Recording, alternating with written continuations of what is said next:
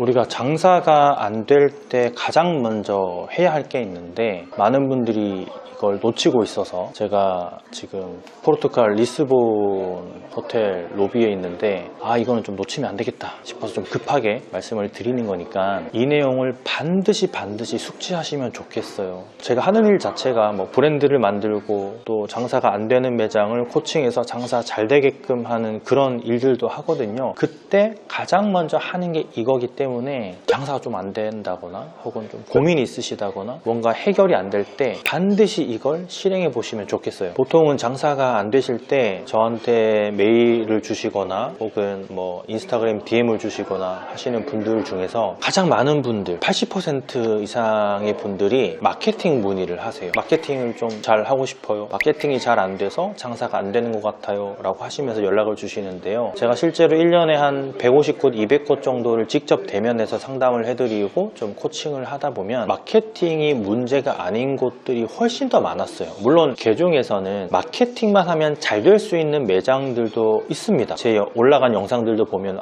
이분은 진짜 괜찮은 브랜드를 운영하고 있는데 마케팅이 조금 아쉽구나 하는 브랜드도 있었거든요. 하지만 80-90% 진짜 90% 이상은 마케팅이 문제가 아닌 곳들이 훨씬 더 많아요. 그러면 장사가 안 될 때 뭔가 해결이 힘들 때 가장 먼저 무엇을 해야 되냐, 저는 이걸 5가지 파트로 나눠서 보는 편인데요. 첫 번째가 내 매장이 있으면 우리 매장 근처에 경쟁 매장이 있거든요. 그 경쟁 매장이 1개인 곳도 있고요, 2개인 곳도 있고 3개인 곳도 있어요. 심지어는 10개, 20개 이상인 곳들도 있죠, 밀집된 거리라면. 그런데 제가 정의하는 경쟁 매장은 크게 3가지 분류로 나뉘어집니다. 첫 번째는 동종 업종. 예를 들자면 내가 떡볶이를 팔고 있으면 분식 업종이잖아요. 그럼 내 경쟁 매장은 분식 업종이 되는 거예요. 그리고 두 번째 분류는 시간대 분류입니다. 우리 매장에 만약에 오후 4시부터 하원 시간이라서 그때 우리 학생들이 많이 오는 시간이다 하면은 떡볶이를 팔지 않더라도 햄버거를 파는 매장에 4시부터 하원하는 친구들이 많이 간다 하면은 그건 우리의 두 번째 분류로 나뉘어지는 경쟁 매장인 거예요. 마지막 세 번째는 비슷한 가격대의 대체제를 파는 매장이 우리의 세 번째 경쟁 매장의 분류라고 보시면 됩니다. 예를 들자면 떡볶이 매장을 계속 예를 들어 드렸으니까 떡볶이 매장을 운영한다고 가정을 하고 떡볶이 매장의 떡볶이가 만약에 한 접시에 5,000원이에요. 근데 우리 매장 옆에 테이크아웃으로 5-6,000원 정도의 에그 토스트를 파는 매장이 있다고 쳐볼게요. 그래서 오는 손님층이 겹쳐요. 그건 우리의 세 번째 분류의 경쟁 매장으로 분류를 해보시면 돼요. 그러면은 결국은 첫 번째 분류, 두 번째 분류, 세 번째 분류, 우리가 점검해 볼 수 있는 분류가 3가지가 나뉘어지는 거죠. 그러니까 첫 번째 분류에서 이 경쟁 매장과 우리 매장의 매출폭 차이를 보고 내가 괜찮다, 다른 경쟁 매장보다 우리가 좀 더 잘 팔고 있다 하시면은 첫 번째 분류에서는 통과입니다. 두 번째 분류, 세 번째 분류까지 가보셔야 되는 거예요. 근데 보통의 매장들은 첫 번째 분류에서 뒤처지는 매장들이 많기 때문에 저한테 고민을 토로하시거든요. 근데 그게 마케팅 문제냐 하면 마케팅 문제가 아닌 거죠.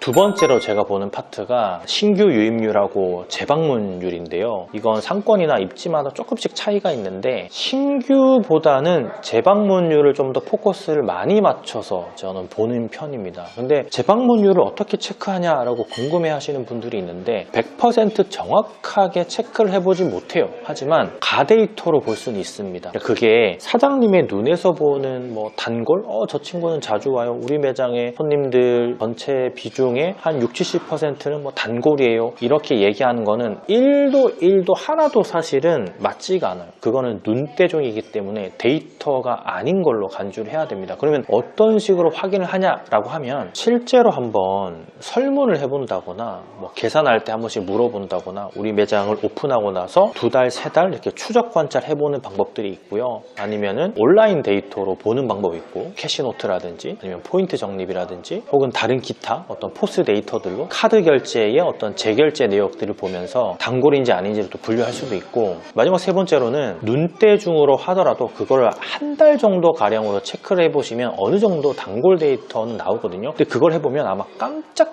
놀라실 겁니다. 단골의 비중보다는 신규가 높은 매장들이 더 많고요. 보통 저한테 많이 연락 오시는 분들이 단골도 많이 없는데 신규도 없어요. 그런데 사장님께서는 우리 집은 단골은 많아요. 그래서 마케팅을 잘하면 신규가 와서 단골이 될 거예요 라고 착각하시는 분들이 있어요. 이게 두 번째로 제가 체크를 해보는 파트고, 세 번째로 체크해보는 파트가 손님들의 피드백이에요. 피드백. 이거는 체험단이나 영수증 리뷰의 피드백이 아닙니다. 진짜 피드백을 체크를 해보는 거죠. 그럼 진짜 피드백을 어떻게 받느냐라고 또 궁금해 하시는 분들이 있는데, 실제로 우리 매장에 한 번 이상 온 손님들한테 아주 진솔하게 피드백을 받아보시면 좋은 점 두 가지, 그리고 조금 부족하고 필요하다 싶은 거 한 가지씩 얘기해 줄 때가 있는데, 사실 이거 반대로 보시면 됩니다. 부족한 거 얘기한 거를 더 크게 확대해서 받아들이시면 돼요. 우리가 체험단이나 영수증 리뷰 같은 것들은 보상을 해주고 받는 거기 때문에 100% 전적으로 믿으시면 안 되고, 그 중에 약간 한 2 정도, 10이 만점이라면 한 2 정도만 믿으시고, 반대로 생각하셔서 일주일이나 2주일 정도 우리 매장에 좀 자주 오시는 분들한테 진솔하게 피드백을 받을 수 있는 시스템을 꾸리셔가지고 얘기를 들어보시면, 그분이 얘기하는 거는 한 사람이 얘기했지만 최소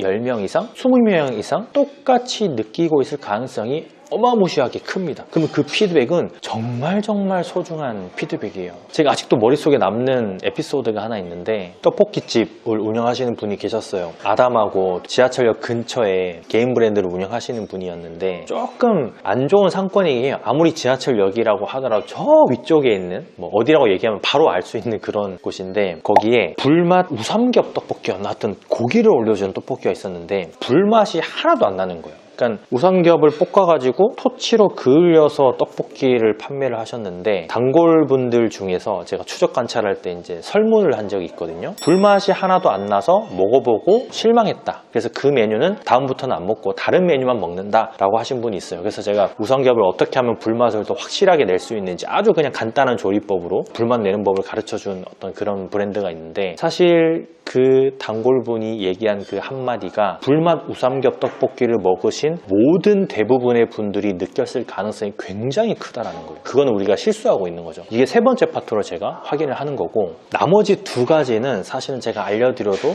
잘 하지 못하는 파트이기 때문에 조금 넘어가고 제가 뒤에서 한번 말씀을 드려볼게요. 이것까지만 할 수 있다면 정말 좋은 거고, 결론은 마케팅 문제보다는 우리 매장의 운영 상태가 잘못되어 있을 가능성이 훨씬 더 큰 거를 본인 스스로는 모르고 마케팅을 찾아다니시는 분들이 많아요. 저한테도 그런 문의도 많이 하시고, 그래서 마케팅 대행을 수백만 원씩 주고 하시는 분들 중에 잘 안 되는 경우도 있거든요. 그럼에도 불구하고 해보고 싶어 하세요. 그것 때문에 잘 안 된다고 판단을 하시기 때문에. 근데 그 전에 행해야 하는 것들이 있어요. 그걸 하고 나서 마케팅을 하셔야지만 훨씬 더 효과를 많이 보시게 되는 거죠. 그래서 저는 그런 것들을 보통 원데이 코칭으로 개선을 해드리고, 추적 관찰하면서 한 1개월에서 2개월 정도 개선점을 계속 반복해서 말씀해드리면서 개선해주는 그런 일들도 하고 있는데, 사실 제가 이 영상을 찍어서 올리는 이유도 그런 착각들을 안 하셨으면 좋겠다는 생각 때문에 지금 급하게 영상을 찍고 있는 거기도 합니다. 자, 그리고 제가 중간에 나머지 두 가지 파트도 있다고 말씀을 드렸는데, 그게 사실 어떻게 보면 굉장히 제일 중요하고 처음부터 우리가 잘못 선택을 했기 때문에 나중에는 바꾸기 힘든 게 있는데요. 그 중에 한 가지가 바로 상권과 입지입니다. 이거는 한 가지예요. 그래서 상권을 사실은